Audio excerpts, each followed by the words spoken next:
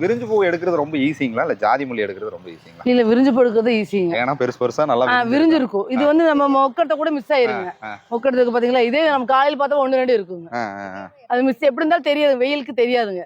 அதனால இப்போ என்ன விரிஞ்சு போடுறது நமக்கு இது. அதனால நீங்க விரிஞ்சு பூ தான் ரொம்ப ஈஸி எடுக்கலாம். வேலைக்கு வந்து ஆள்கள்லாம் வருவாங்களாங்க? ஆளு எங்க பக்கத்துல இருக்கிறவங்க வருவாங்க. வருவாங்க. நீங்களே எடுத்துக்குவீங்க. நாங்களே எடுத்துக்குவோம். சரி, காலையில எத்தனை மணிக்கு வந்து எந்திரிச்சு இந்த பூ பறிக்கணும்? 6 மணிக்கு வந்துருவோம். காலையில எந்திரிச்சு பால் கறந்து 4 மணிக்கு வந்தோம்னா எப்படியும் 9 மணி வண்டி 9 மணிக்கு வந்துடும். 3 வீட்டுக்கு 4 பேர் 9 மணிக்கு வந்து ஒரு 6 மணிக்கு வந்து 9 மணிக்கு பிடிச்சிருவோம்.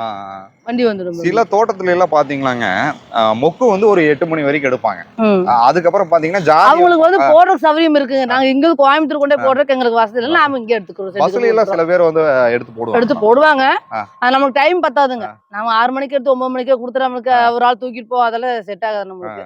அதனால நாங்க விரிஞ்சு சென்ட் கம்பெனினா எங்க இருக்கக்கூடிய சென்ட் கம்பெனி உங்ககிட்ட இருந்து வந்து எடுத்துட்டு போறாங்க? எங்களுக்கு வந்து மத்தமலையம். இங்க எத்தனை தோட்டங்கள் இருக்குங்கம்மா உங்கள மாதிரியே? எங்களை மாதிரி எங்க நிறைய இருக்குங்க. கொஞ்சம் தண்ணி இல்லாதவங்க கொஞ்சம் கம்மியா வச்சிருப்பாங்க.